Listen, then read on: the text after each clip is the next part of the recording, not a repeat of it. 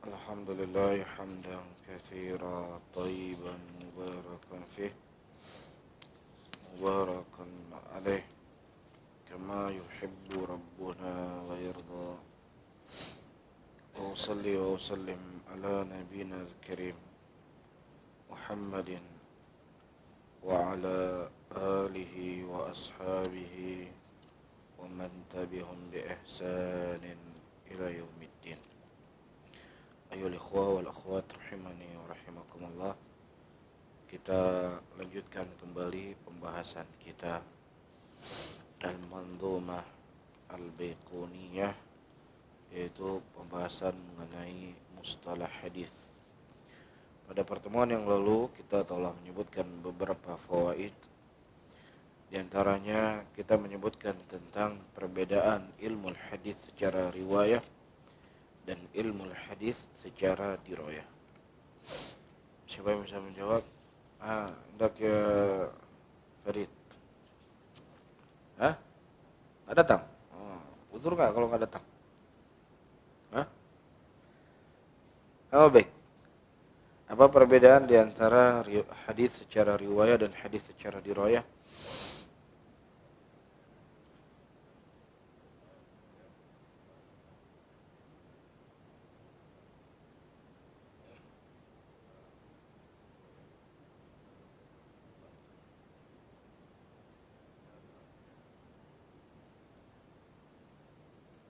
Itu ya. Kalau hadis, saya ulangi ya, kata Ubek, hadis riwayah, hadis secara riwayah adalah hadis yang mempelajari tentang hadis-hadis Rasulullah. Itu ya. Kalau secara dirayah adalah hadis yang mempelajari tentang seluk-beluk hadis itu sendiri, sanadnya, rawinya dan seterusnya. Gimana ada? Sepakat?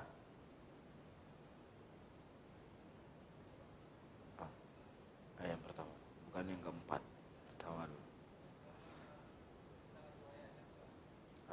Apa itu hadis secara riwayah?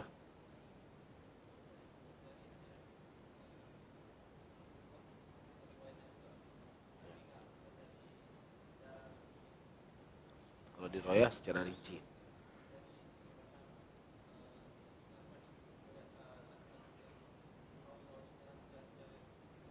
Baik.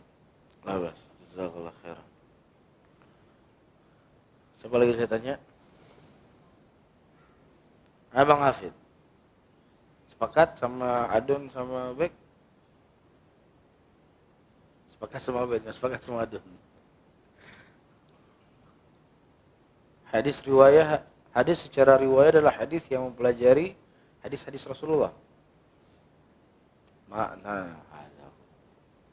Ia mempelajari makna hadis Rasulullah sallallahu alaihi wasallam. Misalnya Rasul mengatakan, "Man kana yu'minu billahi wal yawmil akhir falyukrim jarhu." Apa maksud man kana yu'minu billah? Faham? Ini namanya ilmu hadis secara riwayah. Di mana kita bisa mengetahuinya? Kita membaca kitab syuruhat. Kita membaca kitab Sahih Bukhari, syarah Sahih Bukhari, syarah Sahih Muslim, syarah Sunan Abu Dawud, syarah Sunan Tirmidzi. Ini namanya hadis secara riwayah. Iya. Adapun ilmu hadis secara dirayah adalah mempelajari tentang kaidah-kaidah sebuah hadis. Ditinjau dari sisi sanadnya, ditinjau dari sisi rawinya, ditinjau dari sisi penyakitnya. Ini namanya hadis secara dirayatan. Apa kitab-kitab yang bisa kita pelajari untuk mengenal hadis secara dirayah? Bang Said?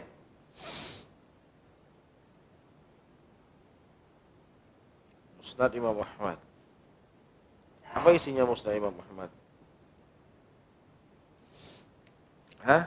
Masa jauh-jauh dulu. Nggak ada di hadapan kita. Kita sekarang sedang membahas kitab apa? Al-Baiquniyah. Pembahasan kitab hadis Al-Baiquniyah adalah pembahasan hadis secara dirayah. Kita mengenal apa itu sanad, apa itu al-adl, apa itu dhabt, kapan sebuah hadis dikatakan sahih, kapan sebuah hadis dikatakan dhaif. Ini namanya apa? Pembahasan hadis secara dirayah. Baik, siapa yang bisa menjelaskan sejarah pencatatan ilmu hadis atau sejarah pencatatan kutubul ahadits? Siapa? Bang Bahrul. pencatatan sejarah ilmu hadis dulu di awal. 1, 2, 3, 4 sampai ke kitab Bulughul Maram, Arba'in Nawawi. Masih ingat nggak? Nggak ingat ya? Siapa yang ingat? Tunjuk tangannya. Atau terlalu lama kita belajarnya ya? Jadi lupa. Tio.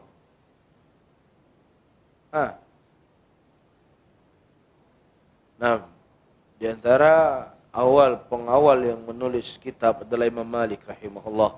Apa isi kitab Muwatta? Seluruh hadis-hadis Rasulullah sallallahu alaihi wasallam yang tidak berurutan seperti yang datang setelahnya. Kemudian datang Imam Ahmad Masanid, ditulis kitab-kitab Masanid. Apa artinya? Apa isinya Masanid? Nah, mereka mengumpulkan hadis berdasarkan nama sahabat Rasulullah. Misalnya hadis Abu Hurairah semua dimasukkan dalam Musnad Abu Hurairah. Hadis Aisyah semua dimasukkan ke dalam Musnad Aisyah. Jadi kalau kita ingin mencari hadis Aisyah, tinggal buka Musnad Aisyah. Kita ingin cari hadis Ibnu Umar, tinggal kita buka Musnad Ibnu Umar. Kemudian tulis Kutubus Sittah dengan apa tertibnya? Nah, mereka menulis per bab. Misalnya Kitabus Shalah, Kitabuz Zakah, Kitabul Hajj, Kitabul Jihad, Kitabul Ilm. Ya, jadi semua hadis-hadis yang teriwayatkan dari Nabi tentang salat, apakah dari Aisyah, apakah dari Ibnu Umar, apakah dari Abu Bakar, semua dimasukkan ke dalam ya Kitabus Shalah. Kemudian kitab Umdatul Ahkam. Apa isinya?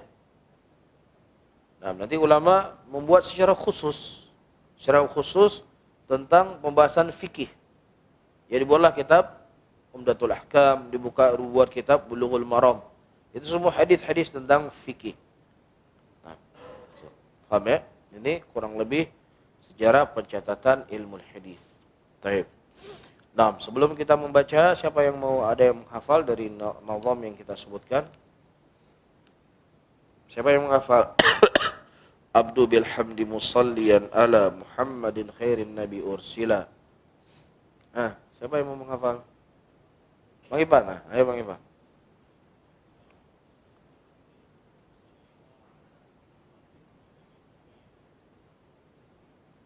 Udah, Masya Allah.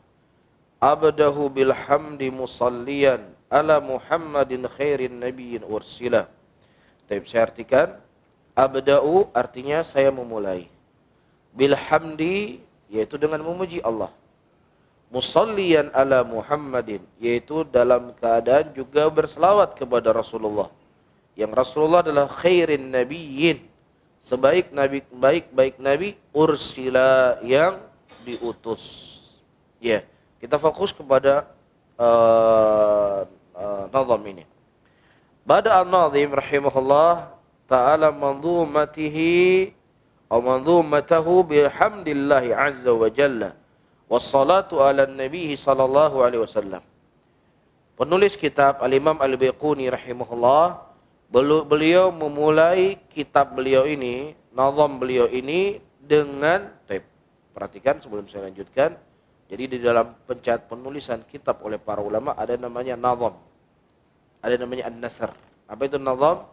Nazam yaitu penulisan kitab berdasar dengan bait syair. Ini kan kitab kita kan isinya bait syair. Ini namanya apa? Nazam. Ya, makanya kitab kita Manzumah Al-Baiquniyah. Yang menyusunnya disebut apa? Nazim. Ini namanya apa? Nazam. Ini namanya nazam ini. Karena bentuknya syair. Tapi kalau bentuknya bukan syair, namanya an-nasr. Yang seperti ini namanya bukan an-nasr. Jadi ketika saya katakan an-nazam berarti apa? Syair ini. An-nazim berarti apa? Yang menyusun syair ini. Faham ya? Baik. An-Nazim rahimahullah memulai kitab beliau ini atau manzumah beliau ini dengan menyebut alhamdu. Dan juga berselawat kepada Rasulullah sallallahu alaihi wasallam. Kenapa? Ya, iqtidaan bi kitabillahi wa sunnati Rasulillah sallallahu alaihi wasallam. Dikarenakan beliau memulai mengikuti apa yang termaktub dalam Al-Qur'an. Kalau antum membaca ayat Al-Qur'an, apa ayat pertama yang kalian antum baca? Alhamdulillahi rabbil alamin. Makanya muallif rahimahullah memulai nazam beliau dengan memuji kepada Allah Subhanahu wa taala dan juga mengikuti Nabi Muhammad sallallahu alaihi salatu wassalam. Iya. Qala Nawawi rahimahullah, disebutkan oleh Imam Nawawi rahimahullah, qala al-ulama yustahab al-bada'ah bilhamdilillah likulli munsannifin wa darisin wa mudarrisin wa khatibin wa khatib wa muzawwijin wa mutazawwijin wa baina yaday sairil umur al-muhimmah. Disebutkan oleh para ulama, kata Imam Nawawi, disunahkan untuk memulai sesuatu dengan alhamdulillah bagi seluruh musannifin, bagi orang yang menulis kitab, bagi orang yang sedang mengajar, atau guru, atau khatib, ya, atau orang yang menikah, dia mulai dengan apa? Alhamdulillah. Karena segala sesuatu yang kita jalani itu semuanya adalah kemudahan dari Allah. La haula wa la quwata illa billah. Sehingga itu adalah sesuatu yang datang dari Allah, maka wajib bagi kita untuk memuji Allah Subhanahu wa taala, apa yang dengannya Allah memudahkan kita. Ya, dan disebutkan oleh Imam Asy-Syafi'i rahimahullah, uhibbu ayyuqaddimul mar baina yadi khutbatihi wa kullu amrin talabu hamdulillah taala wa thana alaihi subhanahu wa salatu ala Rasulillah sallallahu alaihi wasallam. Kata Imam Syafi'i rahimahullah, aku mencintai, menyukai agar setiap orang, ya, apakah ketika dia menampaikan khutbahnya atau perkara apa saja, untuk dia memulai dengan alhamdulillah dan memuji kepada Allah Subhanahu wa taala dan berselawat kepada Nabi Muhammad sallallahu alaihi salatu wassalam. Iya, dan kita sering mendengar alhamdu. Apa itu artinya alhamdu? Ya, segala puji bagi Allah itu arti bahasa Indonesia. Iya. Apa sebenarnya alhamdu? Disebutkan watsana 'alal mahmud ma mahabbatihi wa ijlalihi wa ta'zimihi. Kita sering kan memuji orang, fulan begini, alan begini. Kita juga memuji Allah. Apa perbedaan di antara ketika kita memuji Allah dengan kita memuji manusia? Iya, disebutkan di sini alhamdu watsana adalah pujian alal mahmud, kepada zat yang memang pantas untuk dipuji. Siapa itu? Allah. Tetapi disertai dengan kecintaan, disertai dengan pengagungan, dan disertai dengan pemuliaan. Jadi kita memuji Allah Subhanahu wa taala dengan apa yang telah Allah berikan kepada kita, disertai dengan apa? Kecintaan kepadanya. Ya, pengagungan kepadanya. Jelas ya? Apakah terkadang ketika Allah memberikan nikmat kepada kita, atau Allah tidak memberikan nikmat kepada kita, selalu kita bersyukur kepada Allah. Bagaimana antum khabarnya hari ini? Alhamdulillah, walaupun masih sakit sedikit. Ya enggak? Kita diberikan nikmat atau tidak? Secara zahir ini bukan nikmat. Tetapi bagi orang-orang yang memiliki keimanan yang tinggi, sakit itu apa? Nikmat buat dia. Bisa difahami ya? Baik, kita masuk kepada inti pembahasan kita.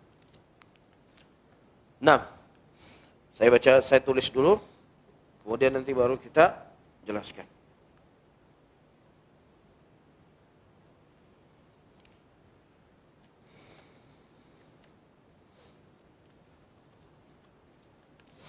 Sebuah hadis dikatakan sebagai hadis yang sahih ketika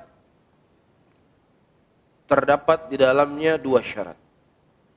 Yang pertama syaratul mutsbitah, yang kedua syaratul manfiyah. Saya tulis dulu.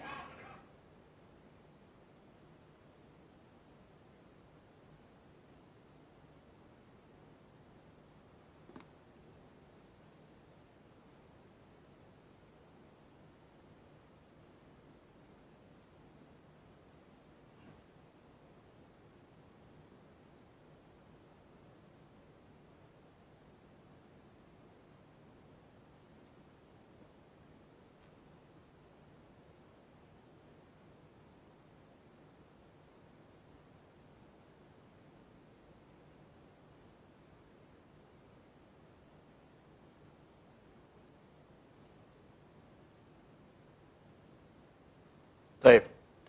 Tulisan saya jelek ya. Sebuah hadis dikatakan sebagai hadis yang sahih ketika terdapat di dalamnya dua syarat. Yang pertama syarat al-muthbitah. Yang kedua syaratnya al-manfiyah. Asyaratul muthbitah itu ada 3. Yang pertama seharusnya di awal ya, ittisalus sanad. Yang kedua ayyakuna adlan, ayyakuna dhabtan. Ya, nanti saya jelaskan. Adapun syaratul manfiyah, la yakunu syadzan wala mu'allalan. Sebuah hadis dikatakan sebagai hadis yang sahih apabila ada 2 syarat. Yang pertama, syarat yang harus ditetapkan, yang harus ada dalam hadis tersebut. Yang kedua, harus dihilangkan, harus dinafikan. Tidak boleh ada dalam sebuah hadis dikatakan sebagai hadis yang sahih, terdapat 2 hal ini. Apa itu syaratul muthbitah? Asyaratul muthbitah, rawi yang meriwayatkan hadis tersebut adalah rawi yang adil. Apa itu adil? Nanti akan kita jelaskan. Yang kedua, rawi yang meriwayatkan hadis tersebut harus dhabtan. Apa itu dhabtan? Akan kita jelaskan. Yang ketiga, ini seharusnya yang pertama ya. Dalam sebuah hadis dikatakan sebagai hadis yang sahih ketika dia bersambung sanadnya. Iya. Kemudian syarat yang harus dihilangkan dari sebuah hadis kemudian dia bisa dikatakan sahih, hadis tersebut tidak dikatakan syadz. Apa itu syadz? Nanti akan dijelaskan. Dan hadis tersebut tidak dikatakan mu'al. Mu'al itu berpenyakit. Ketika tidak ada 2 hal ini dalam sebuah hadis dan juga ada 3 hal ini dalam sebuah hadis, maka hadis tersebut dikatakan sebagai hadis yang sahih. Baik, saya baca, nanti kita jelaskan, kita rinci satu persatu dari kalimat yang saya tulis di papan tulis. Baik. Intinya antum harus bersabar ya. Kita sekarang sistemnya sistem baca kitab. Jadi bukan sistem pelajaran-pelajaran umum. Jadi antum harus murojaah. Ya, harus murojaah. Baik. Kita baca. Wa dhi min aqsamin haditsu iddah. Wa kullu wahidin ata wahdah. Awwaluha as-sahih wa huwa mattisal isnaduhu wa lam yashuddu aw yu'al. Yarwi adlun dhabitun an mithlihi mu'tamidun fi dhabtihi wa naqlihi. Baik. Wa dhi min aqsamil haditsu iddah. Wa dhi artinya adalah hadhihi. Ya, wadhi artinya hadhihi. Dan hadis-hadis ini min aqsamil hadis itu memiliki banyak bagiannya. Itu hadis itu banyak jenis. Ada hadis sahih, ada hadis hasan, ada hadis dhaif, ada hadis maudhu, ada hadis muallaq, ada hadis ini, hadis itu. Ya, itu maksud ucapan muallif wadhi min aqsamil haditsu iddah. Iddah itu beraneka ragam bentuk. Ya, wa kullu wahidin, dan setiap jenis-jenis hadis tersebut atau wahdahu, dia datang definisinya. Kapan sebuah hadis dikatakan sahih, kapan sebuah hadis dikatakan dhaif, kapan sebuah hadis dikatakan munqati, kapan sebuah hadis dikatakan mu'dhal, kapan sebuah hadis dikatakan mu'al, kapan sebuah hadis dikatakan syadz. Ya, semua bagian-bagian ini dijelaskan oleh Al-Imam Al-Baiquni rahimahullah, dan setiap pembagiannya akan didatangkan definisinya masing-masing.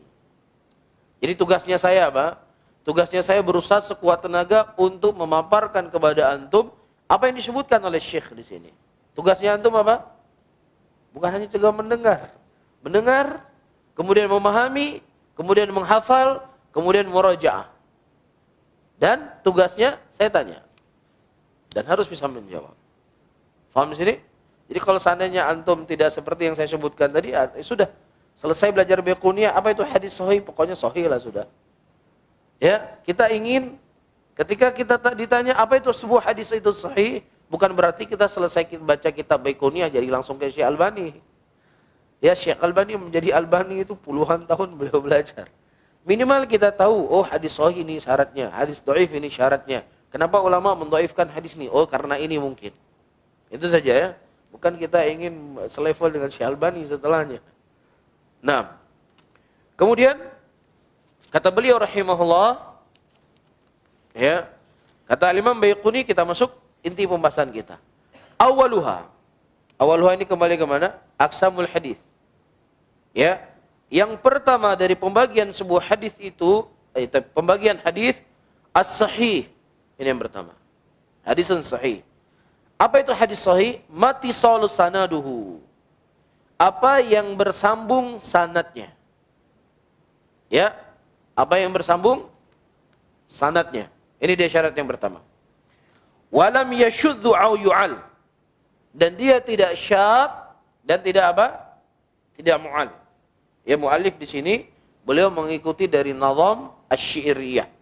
Jadi tidak beraturan. Karena untuk menyusun kalimat itu supaya indah. Tapi kalau dibalik-balik nanti tidak kelihatan indah. Makanya kita susun seperti ini. Ya, mu'alif pertama menyebutkan syarat sebuah hadis mutsbitah, ittisalus sanad, kemudian beliau lari kepada lam yashuddu wa la yu'al. Ya, yarwi adlun wa dhabitun. Rawinya itu adil. Ya, dan juga rawinya itu dhabit. Apa itu adil? Apa itu dhabit? Kita jelaskan. Bisa difahami sampai di sini? Baik, saya ulangi. Sebuah hadis dikatakan sebagai hadis yang sahih, terkumpul berapa syarat padanya? Haris?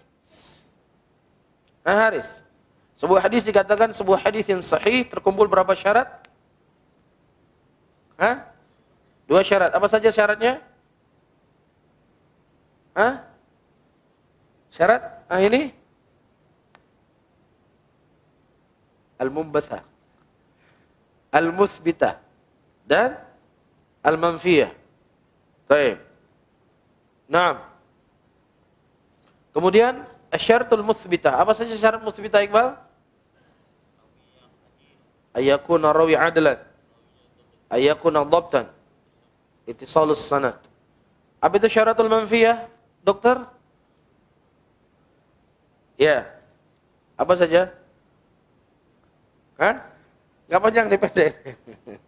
Apa saja? Wala yakuna syadzan wala mu'allalan. Baik. Kita fokus kepada pembahasan kita al-ittisal. Al-ittisal itu artinya adalah bersambung. Apa artinya? Bersambung. Saya buat satu jalan hadis. Al-Imam Bukhari rahimahullah berkata misalnya, qala haddatsana al-Bukhari rahimahullah, qala haddatsana Abdullah bin Yusuf At-Tirmidzi, qala haddatsana Malik. Ini kemarin sudah kita jelaskan ya. Qala haddatsana Nafi' an Ibnu Umar an Rasulullah sallallahu alaihi wasallam ya. Perhatikan. Al-Imam Bukhari rahimahullah menyebutkan dalam hadis beliau di Sahih Bukhari misalnya, qala al-Bukhari rahimahullah, qala haddatsana Abdullah bin Yusuf At-Tirmidzi. Haddatsana artinya apa? Telah mengkhabarkan kepada saya, telah menginfokan kepada saya. Qala haddatsana Abdullah bin Yusuf. Qala haddatsana Malik.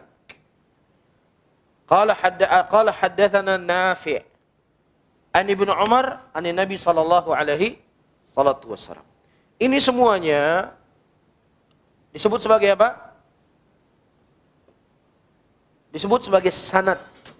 Sanad itu artinya adalah jalannya hadis. Hadatsana fulan, hadatsana fulan, hadatsana fulan, hadatsana fulan. Apa namanya? Sanad. Nah, sebuah hadis dikatakan dia adalah sahih ketika sanadnya ini semua bersambung. Nah, dari mana kita tahu sebuah hadis itu sanadnya bersambung? Ya, kita harus membaca dari kitab tarjumah. Kemarin saya sudah menyebutkan satu kitab yang ditulis oleh Al-Imam Mudzahabi rahimahullah untuk kita mengetahui rijalul hadis dalam kutubus sittah. Apa judul kitabnya? Kitab Tahdzibu Tahdzib. Dan datang Al-Hafidz Ibnu Hajar rahimahullah meringkas kitab Tahdzibu Tahdzib menjadi kitab apa? Taqribu Tahdzib. Paham di sini? Nah, di situ kita akan melihat dalam kitab Tahdzibu Tahdzib Abdullah bin Yusuf At-Tirmidzi.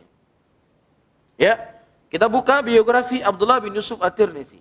Abdullah bin Yusuf At-Tirmidzi adalah dari masyayikhnya Bukhari.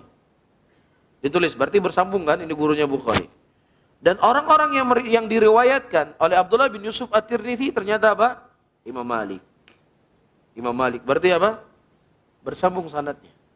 Ketika kita baca di biografi Imam Malik, ternyata juga kita mendapatkan orang-orang yang meriwayatkan hadis dari Imam Malik, diantaranya siapa? Abdullah bin Yusuf At-Tirmidzi. Berarti bersambung nggak sanadnya di sini? Ittisalus sanad. Sanad adalah perjalanan hadis, ittisal artinya bersambung. Ya, misalnya salah seorang dari antum berkata, ya, qala haddatsana Syekh bin Baz rahimahullah. Antum pernah berangkat haji atau belum? Enggak pernah. Ya, di mana antum ketemu Syekh bin Baz? Pokoknya Syekh bin Baz meriwayatkan kepada saya. Kita pastikan apa? Apa yang bisa kita pastikan? Kamu dusta, kamu bohong. Karena tidak pernah dalam sejarah kamu ketemu Syekh bin Baz. Di mana ente ketemu Syekh bin Baz? Syekh bin Baz enggak pernah ke Aceh. Faham di sini? Jelas? Tapi kalau seandainya ada seseorang, dia berangkat haji tahun 98. Kemudian dia katakan, ya sami'tu Syekh bin Baz. Aku mendengar Syekh bin Baz. Ada kemungkinan enggak dia mendengar dari Syekh bin Baz? Ada kemungkinan, karena Syekh bin Baz tahun 95 beliau masih hidup. Dan kemungkinan dia hadir di majelisnya Syekh bin Baz dan dia mendengar riwayat tersebut dari Syekh bin Baz. Ini berarti sanadnya bersambung. Sampai di sini faham? Apa itu sanad? Sanad adalah silsilah hadis ini. Bersambung artinya apa? Dia mendengar dari fulan, dia mendengar dari fulan, dia mendengar dari fulan. Faham? Kemudian namanya rawi. Yang mana yang namanya rawi? Yang mana sekarang rawi? Kita kan pakai istilah-istilah baru nih buat kita ya. Kalau sanad sudah faham apa itu sanad? Bersambung sanad sudah faham? Rawi yang mana yang namanya rawi? Hah? Ya rawi Abdullah bin Yusuf, Malik, Nafi, Ibnu Umar. Ini namanya apa? Rawi. Berarti kita sekarang ada sanad, ada rawi. Ada yang namanya sanad yang bersambung. Dan dikeluarkan dari sanad yang bersambung, ya, dikeluarkan. Kita sebutkan sebuah hadis, dikatakan sebuah hadis yang sahih ketika bersambung sanadnya. Nah, keluar daripada ittisalus sanad apa itu? Itu juga akan jadi pembahasan kita. Yang keluar daripada ittisalus sanad adalah al-munqati. Al-munqati. Al-mu'dhal. Ya. Kemudian al-mu'allaq. Ini hal akan kita bahas nanti secara melebar pada pembahasan ittisalus sanad. Ya, misalnya qala al-Imam Bukhari rahimahullah, qala haddatsana Abdullah bin Yusuf At-Tirmidzi, qala haddatsana Nafi'. Langsung dari sini ke Nafi'. Bersambung enggak sanadnya? Hah? Siapa yang diputuskan di sini? Imam Malik. Berarti namanya munqati. Paham? Hah? Paham sampai di sini? Jadi kan Abdullah bin Yusuf mendengar dari Imam Malik.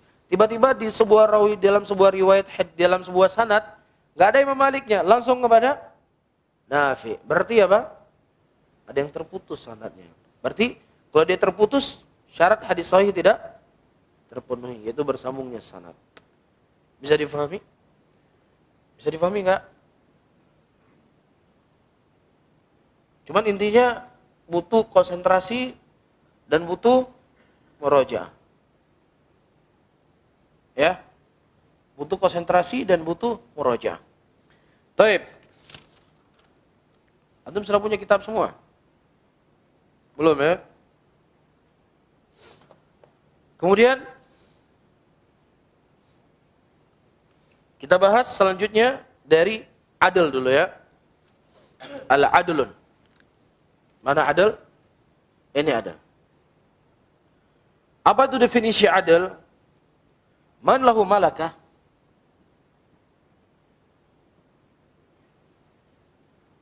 Oh.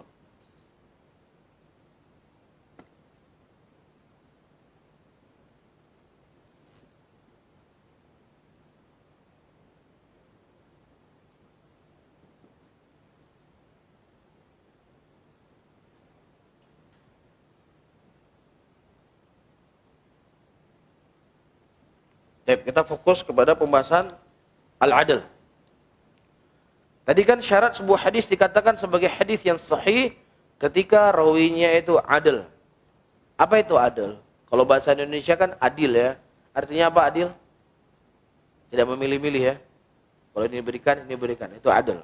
Tapi bukan itu yang kita inginkan. Al-adl disebutkan oleh Al-Hafidz Ibnu Hajar rahimahullah, man lahu malakah. Siapa yang seseorang itu punya kekuatan tahmiluhu ala mulazamati taqwa. Yang kekuatan dia punya itu menggiring dia untuk terus-menerus melakukan ketakwaan. Dan dia menjauhi hal-hal yang menghilangkan muruahnya. Ini disebut sebagai al-adl. Definisi siapa? Al-Hafidz Ibnu Hajar. Saya ulangi. Al-adl adalah siapa yang seseorang memiliki kekuatan. Yang kekuatan tersebut menggiring dia untuk terus-menerus bertakwa kepada Allah Subhanahu wa taala. Dan ya menghilangkan hal-hal yang menghilangkan muruahnya. Kira-kira kita yang hadir di sini masuk nggak ke dalam syarat sebuah hadis katakan sahih al-adl? Terus-menerus dia dalam ketakwaan. Hah? Bisa nggak? Kalau kita hidup di zaman Imam Ahmad, kira-kira kalau kita meriwayatkan sebuah hadis, diterima nggak hadis kita? Hah? Diterima nggak hadis kita? Hah? Nah, syarat yang pertama kita sudah kena. Iya. Syekh Muqbil rahimahullah mengatakan, kalau seandainya kita hidup di zaman salaf, ya, lakunna minal matrukin, maka kita termasuk dari orang-orang yang ditinggalkan hadisnya. Nggak pernah orang yang akan meriwayatkan hadis dari kita. Karena kita nggak sesuai dengan syarat. Itu kata Syekh Muqbil rahimahullah. Lalu bagaimana lagi dengan kita? Baik, saya ulangi. Al-adl adalah, antum harus hafal ya. Ini definisi Al-Hafidz Ibnu Hajar rahimahullah. Dalam kitab Nuzhatun Nadhar. Man lahu malakah tahmilu ala mulazamati taqwa wal muru'ah. Seseorang yang dia memiliki daripada kekuatan yang menggiring dia tuh terus menerus bertakwa kepada Allah Subhanahu wa taala dan dia menjauhi dari muru'ah. Definisi Al-Hafidz Ibnu Hajar rahimahullah ini definisi yang dikritik oleh para ulama Islam. Di antara yang mengkritiknya adalah Al-Hafidz As-San'ani rahimahullah. Ya, kenapa? Karena kalau seandainya syarat sebuah hadis yang disebut dengan al dengan definisi ini, maka tidak ada orang yang bisa diriwayatkan hadis kecuali hanya Rasulullah sallallahu alaihi wasallam. Yang terus menerus seseorang itu dalam ketakwaan. Hanya segelintir orang yang maksum. Tidaklah manusia kecuali dia bisa salah, dia bisa benar. Tidaklah manusia kecuali dia bisa berbuat ketaatan dan juga berbuat kekeliruan. Ya bani Adam, innakum tukhti'una bil-laili wan-nahar. Wahai anak manusia, sesungguhnya kalian siang dan malam berbuat kesalahan. Faham di sini? Sehingga ini adalah sesuatu yang sangat berat. Dari sisi apa? Mulazamatut taqwa. Dari sisi yang kedua adalah wal muru'ah. Apa dobat seseorang itu menjaga muru'ahnya? Sementara muru'ah antara satu negeri dengan negeri yang lainnya itu berbeda. Paham ya? Jadi bagaimana bisa diputuskan dia itu adalah seorang yang memiliki adalah, sementara ini tidak bisa dijadikan sebagai sandaran. Contohnya, mohon maaf Ibal ya, maaf ya, apa ya? Saya pegang begini. Ini kalau di sini bagaimana? Hah? Menghilangkan muruah atau tidak? Iya. Kalau di Arab anak-anak kecil seperti masih 5 tahun pegang kepala gini biasa. Sehingga ini tidak bisa dijadikan sebagai apa? Patokan seseorang itu dikatakan orang yang bertakwa. Salah seorang di antara antum di sini kentut misalnya. Kentut. Biasa enggak? Biasa tapi ya ini sedikit lah ya. Tapi kalau di Arab kentut dikentut di sembarangan di tempat seperti ini udah ditanda tuh. Bahkan disebutkan ada suami cerai istrinya ketika kentut di depan istri suaminya. Karena aib besar. Aib ya. Aib seperti ini. Jadi tidak bisa diambil al-muru'ah itu apa? Sebagai syaratul al-adl. Paham di sini? Karena tidak ada di sini bisa aib, di sana tidak aib. Di sini bisa menghilangkan muru'ah, di sana tidak menghilangkan muru'ah. Kan seperti itu. Ya, antum makan nasi, kemudian nasi antum tumpah ke dalam piring tempat antum makan berjamaah, itu aib. Orang di sana tinggalkan, nggak mau makan lagi. Jadi mendingan nasinya keluar, tumpah di luar. Antum makan dalam nampan, berempat misalnya. Nasi yang antum makan jatuh di nampan itu mereka tinggalkan makan, nggak mau makan lagi. Aib buat mereka. Jadi menghilangkan mur'ah antum sebagai seorang. Ya, tapi lebih baik jatuhnya kemana? Keluar, nggak ada masalah. Yang penting jangan jatuh ke dalam nampan. Di tempat kita biasa nggak? Biasa. Kalau mereka nggak biasa. Faham? Berarti mur'ah ini dalam satu negeri dengan negeri yang lainnya berbeda-beda. Sehingga ya, pendapat yang sahih dari pendapatnya para ulama adalah apa yang disebutkan oleh San'ani rahimahullah. Iya, dan San'ani rahimahullah mengikuti ulama yang terdahulu al-Imam Asy-Syafi'i. Apa itu al-adalah? Al-adalah adalah makana mahasinuhu aghlab min musawih. Apabila seseorang keadaan kesolehannya, ketakwaannya itu lebih mendominasi daripada apa? Kejelekannya. Ini disebutkan oleh Imam As-San'ani. Dan itu pula yang disebutkan oleh Imam Asy-Syafi'i rahimahullah. Berarti seorang rawi dikatakan al-adal, maka mahasinuhu aghlab min musawih. Apabila kebaikan seseorang itu lebih mendominasi dalam kehidupannya dibandingkan dengan dari kejelekannya. Qala Ibnul Qayyim rahimahullah, perhatikan baik-baik kalau bisa antum tulis. Qala Ibnul Qayyim rahimahullah, walakin qad yughlat fi musammal adalah fayadhun anna al-murad bil adal ma la dhanba lahu wa laysa kadzalik. Kata Ibnul Qayyim rahimahullah, akan tetapi terkadang seseorang telah salah dalam memahami al-adalah. Dia menyangka seorang rawi dikatakan al-adalah adalah rawi yang tidak punya dosa sama sekali. Ya, dan tidak demikian. Tetapi orang yang dikatakan al-adalah adalah orang yang dia bisa saja berbuat dosa. Dia bisa saja berbuat maksiat. Dan maksiat yang dia lakukan, selama itu bukan mendominasi dalam kehidupannya, maka tidak menghilangkan apa? Keadalahannya dia. Bisa difahami? Kira-kira masuk nggak kita? Hah? Sudah mulai masuk? Hah? Maka nama hasinuhu aghlab min musawi. Al-adalah adalah seseorang yang kondisi ketaatannya itu lebih mendominasi daripada kejelekannya. Faham? Ini definisi siapa ini? Definisi Al-Hafidz Ibnu Hajar, dan dikritik dari dua hal. Pertama adalah terus menerus dalam ketakwaan, yang kedua al-muru'ah. Dan ini adalah sesuatu yang sangat sulit, sehingga apa yang disebutkan oleh San'ani, ya, dan ini juga adalah pendapatnya Syafi'i dan juga dikuatkan oleh gurunya, guru kami Syekh Muqbil rahimahullahu taala, tentang apa itu al-adalah. Taib, sekarang bagaimana kita bisa mengetahui seorang rawi itu al-adl? Seorang rawi itu adalah orang yang baik, bagus, takwa. Dari mana kita tahu? Kalau zaman sekarang dari mana kita tahunya? Hah? Kalau zaman sekarang berapa viewers di YouTube? Iya kan? Wah, ini ustadznya mantap ini. Kenapa? Viewersnya banyak di YouTube. Followersnya Masya Allah. Ya, likes-nya juga banyak. Jadi, siapa yang direkom oleh Syekh YouTube, berarti apa? Hah? Nah, itu adil berarti, mantap. Tapi kalau seandainya dilihat di searching di Syekh YouTube, nggak ada komentar Syekh YouTube, kosong. Wah, nggak mantap nih Ustaz. Nggak ada YouTube. YouTube nggak ada, di mana-mana nggak ada. Nggak ada dapat rekomendasi. Akhirnya apa? Nggak ikut pengajian, nggak direkom sama Syekh YouTube.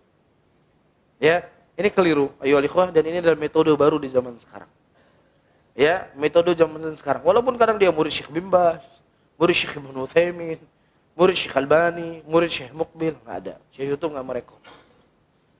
Ada keliru. Ya, kita kembali kepada bagaimana para ulama kita yang merekomendasi seorang rawi yang mereka berhak untuk diambil hadisnya. Iya. Perhatikan baik-baik. Disebutkan oleh Ibnu Shalih rahimahullah, adalah turawi taratan tuthbit bitansis al-mu'addilin ala adalatihi. Yang pertama, seorang rawi dikatakan sebagai rawi yang adil. Ya, dia itu dinaskan, direkomendasi, ditazkiyah dari ulama-ulama sebelumnya. Ini misalnya Al-Imam Ahmad mengatakan fulan thiqah, fulan imam, Fulan Jabal. Ada rekomendasi.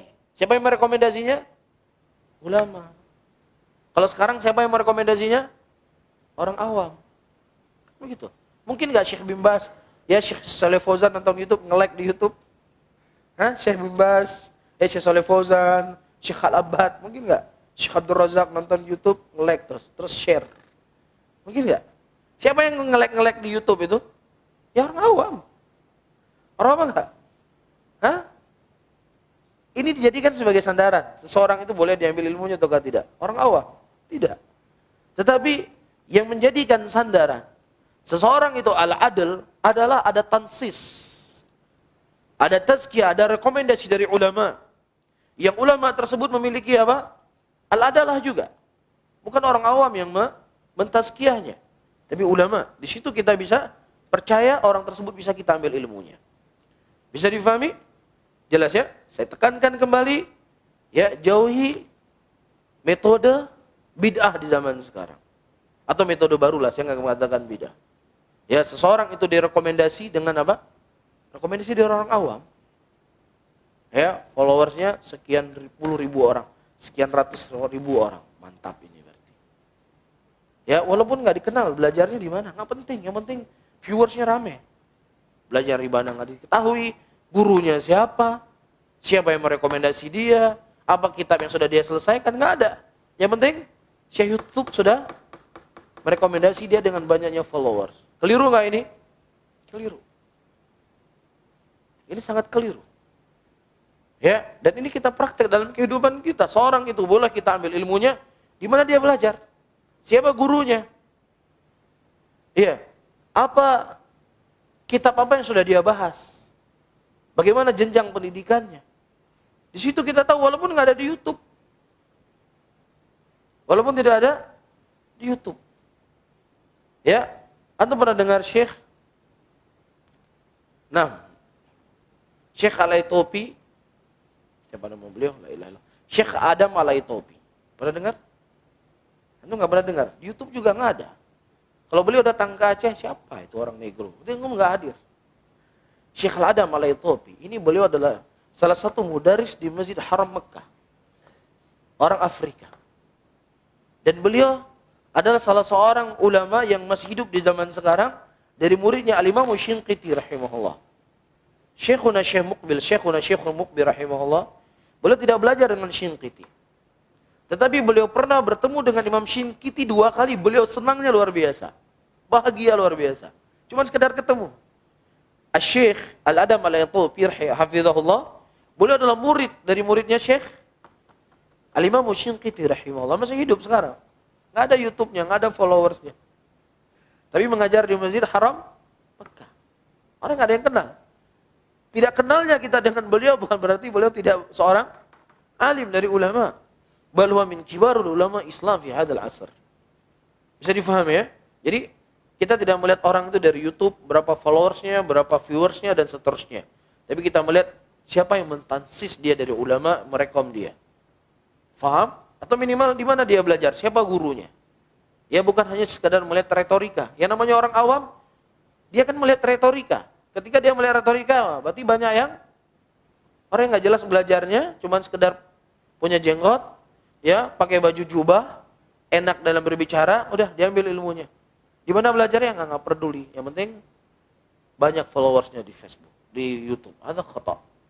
Ya, tapi seorang rawi dikatakan adal adalah ketika dia ada tansis. Kata Ibnu Qayyim, kata Ibnu Shalah rahimahullah, ada tansis dari al-mu'addilin, ulama-ulama. Wa taratan tastuthbit bil istifadhah. Dan terkadang, sedikit lagi ya saya baca, dan terkadang dia itu ditetapkan karena kemasyhurannya. Kemasyhuran karena ilmunya ya. Seperti Imam Malik, Imam Ahmad, Imam Syafi'i. Perlu nggak kita ada orang merekomendasi Syafi'i? Perlu nggak kita ada orang merekomendasi Imam Malik? Nggak perlu, karena mereka sudah masyhur dengan keimamahannya.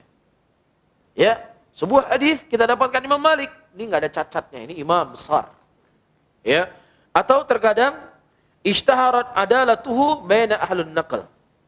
Ya, atau masyhur dia di antara orang-orang yang menakilkan. Dia fulan, dia istiqomah, dia begini, dia begini, dia begini. Bisa difahami ya? Demikian cara Kita melihat seorang rawi itu adil ataukah tidak. Sampai di sini paham? Ayakuna adlan. Paham sampai di sini? Tapi adapun ad-dhabtan insyaallah kita jelaskan pada pertemuan yang akan datang. Cuman isyarat saja, ad-dhabt itu dibagi menjadi dua. Ada dhabatul kitabah, ada dhabatul sadr. Dhabatul kitabah dan dhabatul sadr. Sedikit nanti panjangnya kita jelaskan pertemuan yang akan datang. Apa itu kitabah? Seorang murid mendengar dari gurunya. Dia menulis semua hadis-hadis dari gurunya dalam catatannya. Paham? Nah, catatan yang dia catat dari gurunya itu terjaga. Ketika dia menyampaikan hadis tersebut dari catatan gurunya itu tidak berubah. Itu namanya dhabat al-kitabah. Kitabnya terjaga. Yang dia tulis dari gurunya. Dan yang kedua, dhabatus sadr. Apa itu dhabatus sadr? Seseorang menghafal hadis dari gurunya. Dia hafal, dia dengar. Dia simpan dalam dadanya. Kemudian dia sampaikan. Ya, jadi seorang rawi itu dikatakan dhabat. Apakah dhabat dari sisi hafalannya ataukah dhabat dari sisi kitabnya? Ya, ini akan jadi pembahasan kita insyaallah pada pertemuan yang akan datang. Baik, sampai di sini jelas? Kita sudah jam 7 ya, mungkin mau bekerja mengantar anak-anak. Kita tidak buka tanya jawab, insyaallah mungkin apa yang tersisa untuk mencatat kita diskusi pada pertemuan yang akan datang. Baik, sebelum saya tutup kita ulang lagi. Ya, sebuah hadis dikatakan sebagai hadis yang sahih ketika kapan? Terkumpul padanya dua syarat. Apa saja? Mutsbitah dan manfiyah. Asyartul mutsbitah ada berapa? Ada 3. Apa saja? Ayakuna rawi adlan, ayakuna rawi dhabtan, wa ayakuna ittisalus sanad. Sebuah hadis dan syaratul manfiyah ada berapa? Ada 2. Apa saja? Ayakuna sya'ala yakuna syaddan wa la yakuna mu'allalan. Ini insyaallah akan jadi pembahasan kita pada pertemuan yang akan datang. Jelas ya? Murajaah. Kalau enggak murajaah nanti kita masuk bab baru ini kan akan saling berketerkaitan antara satu bab dengan bab yang lainnya. Ya, dan orang yang belajar kitab itu akan berbeda dengan orang yang tidak belajar kitab dari sisi kesabarannya. Ya, dari sisi kesabarannya. Saya mudah-mudahan apa yang ada di benak saya mungkin sekian kali pertemuan mungkin tinggal 3 atau 4 orang. Nah, itu biasa sebenarnya kalau belajar kitab. Tapi jangan demikian, harus bersemangat ya. Ya, karena ini akan lengket buat kita. Tapi kalau belajar talim kita kan nggak mau talim umum terus-terusan kan? Talim umum, duduk, oh seru, pulang. Apa pokoknya enak lah pokoknya. Enggak, kita sudah naik kelas. Kita harus belajar kitab, harus tahu ini, harus tahu itu, definisinya begini, definisinya begitu. Kan begitu kan? Nah. Wallahu taala alam bisawab. Saya akhiri, Allahumma shalli ala Muhammadin wa ala alihi wa ashabihi wa man tabi'um bi ihsanin ila yaumiddin. Wassalamualaikum warahmatullahi wabarakatuh.